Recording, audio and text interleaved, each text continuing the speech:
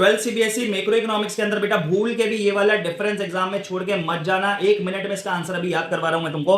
Difference between fixed exchange rate system and flexible exchange rate system, highly expected question in exam. तो sir पहला point, fixed exchange rate system में exchange rate is fixed by the government, while in flexible exchange rate system the exchange rate is fixed by market forces, that is demand and supply. ये हो गया पहला difference, ये fix में government fix करती है और फ्लेक्सिबल में मार्केट फोर्सेस के हिसाब से होता है।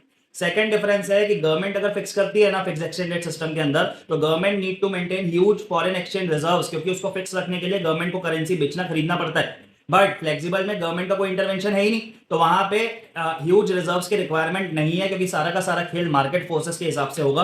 तो सेकंड डिफरेंस, फिक्स्ड वाले में huge reserves are required, flexible वाले में reserves are not required. Third point of difference है कि फिक्स्ड एक्सचेंज रेट सिस्टम और फ्लेक्सिबल दोनों में ही करेंसी की वैल्यू बढ़ भी सकती है घट भी सकती है। अब फिक्स में बढ़ाने घटाने का काम कौन कर रही है? गवर्नमेंट कर रही है। तो गवर्नमेंट अगर करेंसी की वैल्यू को बढ़ाती है तो उसको बोलते हैं रीवैल्यूएशन, घटाती है तो उसको बोलते हैं डीवैल्यूएशन। ठीक है, फिक्स एक्सचेंज रेट सिस्टम के अंदर करेंसी की वैल्यू गिरेगी तो डिवैल्यूएशन बोलेंगे, बढ़ेगी तो रिवैल्यूएशन बोलेंगे। फ्लेक्सिबल में गवर्नमेंट नहीं कर रही है, मार्केट फोर्सेस के हिसाब से हो रहा है, तो यहाँ पे बस वर्ड चेंज हो जाएगा।